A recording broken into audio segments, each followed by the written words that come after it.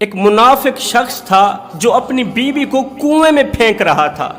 وہ منافق بھی تھا اور بے ایمان بھی تھا۔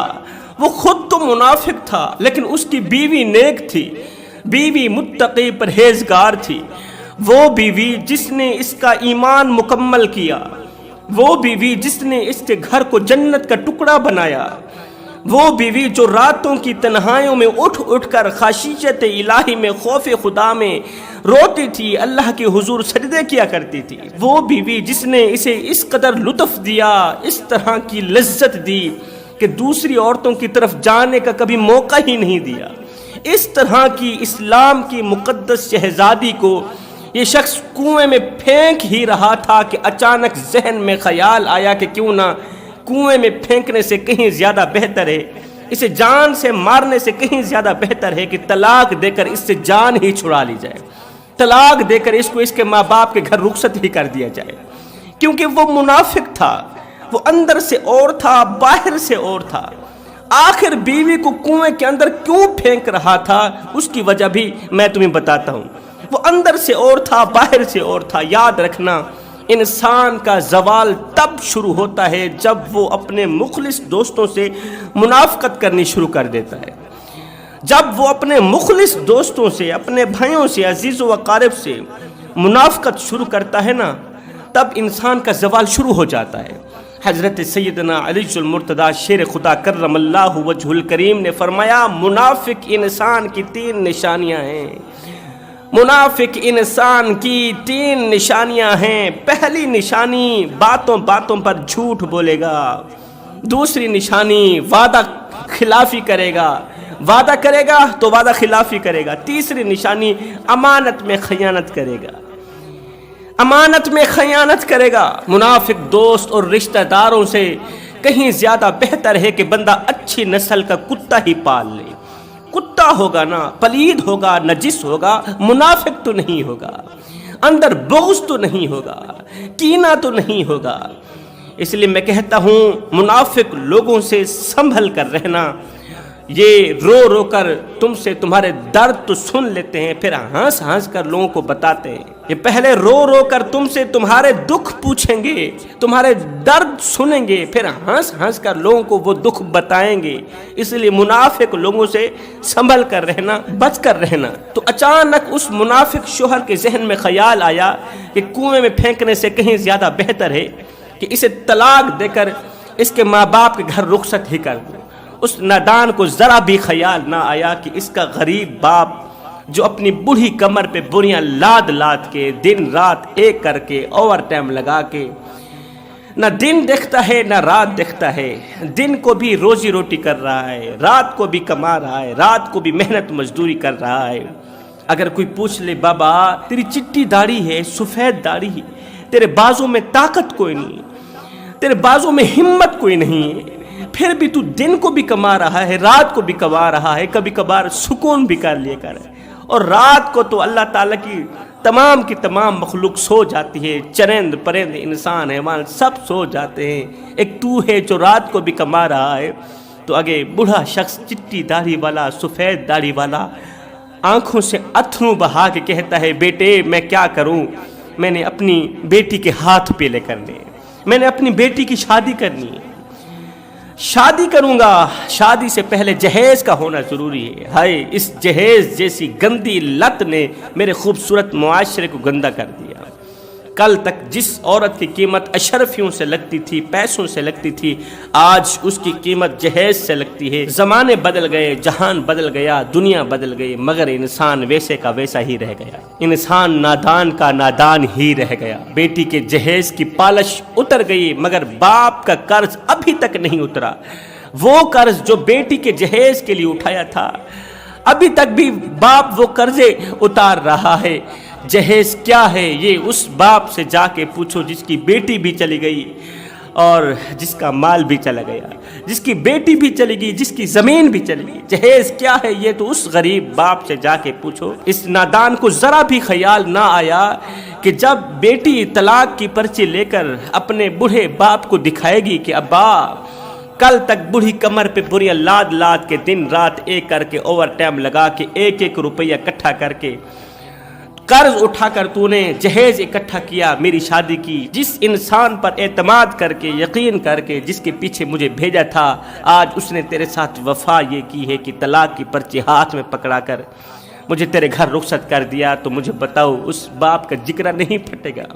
وہ باپ جیے گا، وہ تو مر جائے گا نا۔ وہ باپ جو کمزور سے کندھے پہ بوریاں لاد لاد کے اس نے اپنی بیٹی کو پڑھایا لکھایا سکھایا، اچھا کھلایا اچھا پلایا، تعلیم دی، بیٹی نے جب جوانی کی دہلیز پر قدم رکھا، جب بیٹی کی شادی کی باری آئی تو میری قوم کے نوجوانوں نے یہ کہہ کر انہیں ٹھکرا دیا، دھکا دے کر ایک سائڈ پہ کر دیا کہ ہم تیری بیٹی کو قبول نہیں کرتے، ہم تیری بیٹی کو رشتے میں قبول نہیں کرتے، اس لیے کہ تو جہیز ہی نہیں دے سکتا، تیرے پاس جہیز دینے کی ہمت نہیں، جہیز دینے کی طاقت نہیں، تو 2% کا غریب ہے، تو 2% کا مزدور ہے۔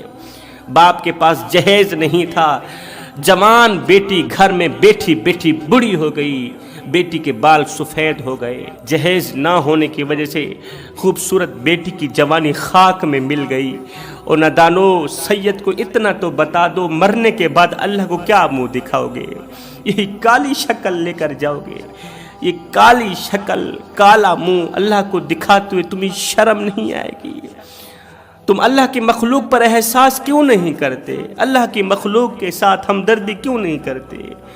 تمہارے اندر رحم نام کی چیز کیوں نہیں؟ کس نے نکالی؟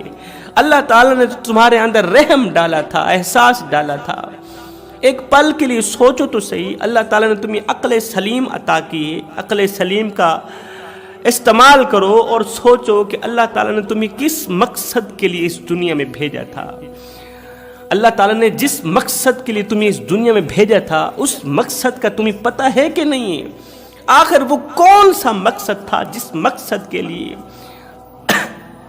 اللہ نے ہمیں حضرت انسان بنا کر دنیا میں بھیجا؟ آخر وہ کون سا مقصد تھا جس مقصد کے لیے میرے نبی نے میرے لیے پتھر کھائے، ہمارے نبی نے ہمارے لیے دکھ برداشت کیے، درد برداشت کیے؟ آخر وہ کون سا مقصد تھا؟ وہ ایک ہی مقصد تھا، وہ تھا انسانیت کی ہمدردی، وہ مقصد تھا انسانیت کی خدمت، وہ مقصد تھا احساس۔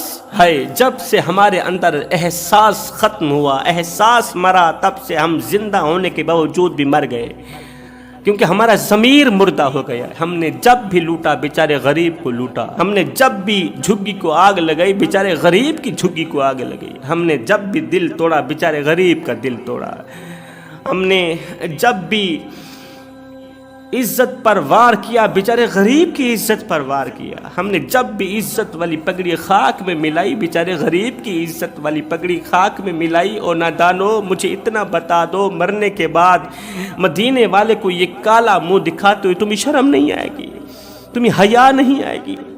اللہ نہیں فرمائے گا، اور نادان، میں نے تمہیں حضرت انسان بنا کر دنیا میں بھیجا تھا، اور تو کیڑوں سے بھی بدتر نکلا، تو کتوں سے بھی بدتر نکلا، تو جانوروں سے بھی بدتر نکلا۔ تو میں خدا کو ماننے کے بجائے نفس امارہ کو مان بیٹھا، مجھے خدا ماننے کے بجائے نفس امارہ کو خدا مان بیٹھا۔ غریب اللہ کے حضور شکوہ کرنے پر مجبور ہو گیا۔ جب سے ہم نے مال کی نمائش کی، دولت کی نمائش کی، ہے میرے کریم نبی نے فرمایا، او صحابہ، کبھی بھی کسی یتیم بچے کے سامنے اپنے بچے سے پیار نہ کرنا، اس سے یتیم کا دل دکھے گا، یتیم کو مرا ہوا باپ یاد آئے گا۔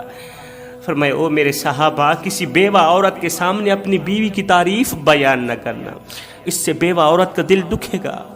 فرمایا، صحابہ، کسی بے اولاد کے سامنے اپنی اولاد کو پیار نہ دینا، اس سے بے اولاد کا دل دکھے گا۔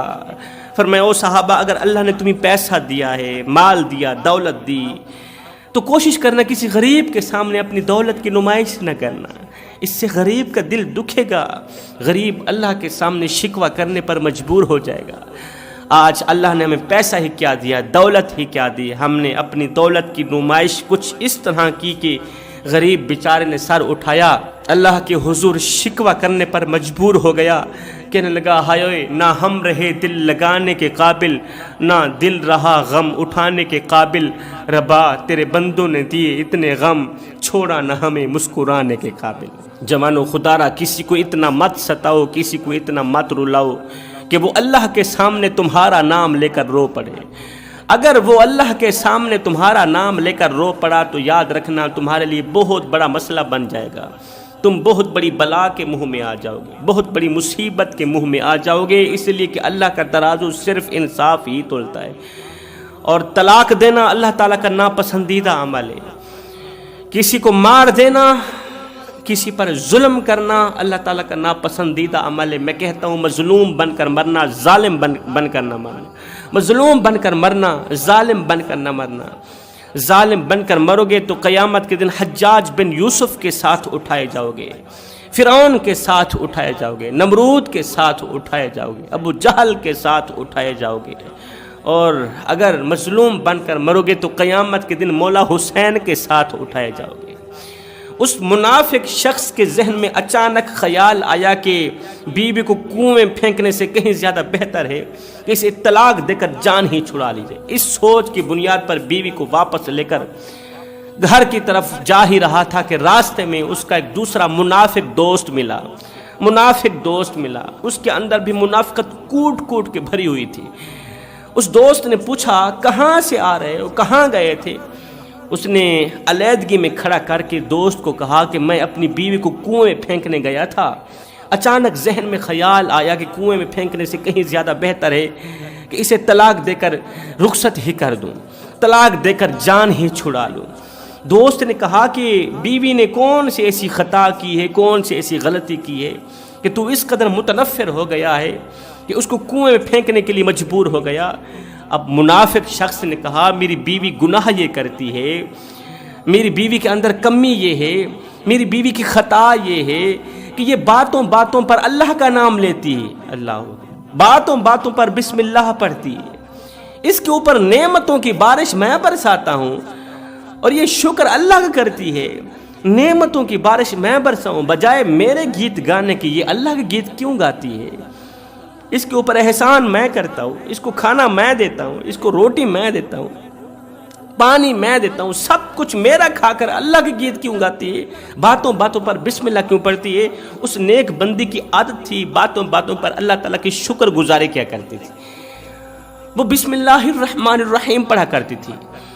हर एक काम की इब्तिदा में बिस्मिल्लाह पढ़ती, हर एक काम की इब्तिदा में भी बिस्मिल्लाह पढ़ती, इंतहा में बिस्मिल्लाह पढ़ती, शुरू में भी बिस्मिल्लाह, आखिर में भी बिस्मिल्लाह। बिस्मिल्लाह पढ़ने की उसके अंदर आदत थी और मुनाफिक इंसान को ये अच्छा नहीं लगता था, मुनाफिक शोहर को उसका ये अमल अच्छा नहीं लगता था।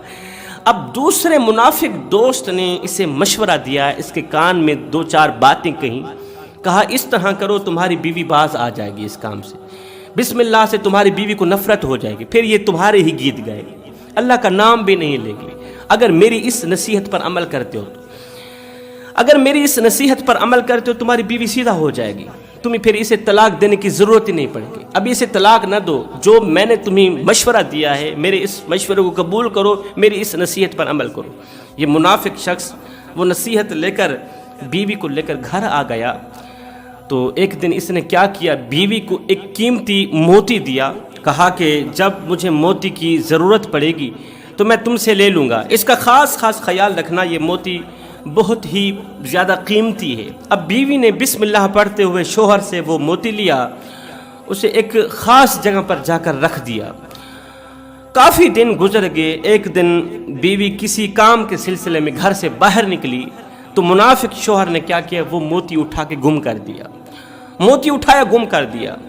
चंद दिन गुजरे ही थे कि मुनाफिक शोहर ने कहा कि मैंने आपको एक मोती दिया था, मोती की मुझे अशद ज़रूरत है, ले आओ। वो नेक दिल बीवी बिस्मिल्लाह पढ़ते हुए कमरे के अंदर दाखिल हुई, जहाँ पर इसने मोती रखा था उसी जगह पर अपना हाथ डाला, बिस्मिल्लाह पढ़ते हुए एक मोती को उठाया, आकर बिस्मिल्लाह पढ़ते हुए अल्लाह का नाम लेते हुए शोहर की झोली में वो मोती रख दिया। शोहर ने जैसे ही मोती को देखा दंग रह गया, हैरान रह गया, इतना बड़ा कीमती मोती, इतना बड़ा कीमती मोती, जो मैंने मोती रखा था और जो उठाया था वो तो इसके सामने कुछ भी नहीं है, इसके मद्दे मुकाबिल कुछ भी नहीं है। अब शोहर ने पूछा कि ये मोती कहाँ से आया है? तो बीवी ने कहा मैंने मोती तो दो रखे थे, एक मोती पता नहीं किसने उठाया है, یہ وہ موتی ہے جو آپ نے دیا ہے۔ شوہر نے کہا 2 موتی کس طرح کے رکھے تھے؟ بیوی نے کہا کہ ایک موتی وہ جو آپ نے دیا تھا کہ اسے محفوظ کر کے رکھو، یہ قیمتی موتی ہے، اور دوسرا موتی ایک دن میں نے کہا تھا کہ آپ میرے لیے مچھلی لے کر آئیں، آپ دریا میں گئے تھے، تازہ سی فریش مچھلی لے کر آئے، جب میں نے اسے چاک کیا تو مچھلی کے اندر یہ قیمتی موتی تھا، میں نے اسے بھی اسی جگہ پر رکھ دیا۔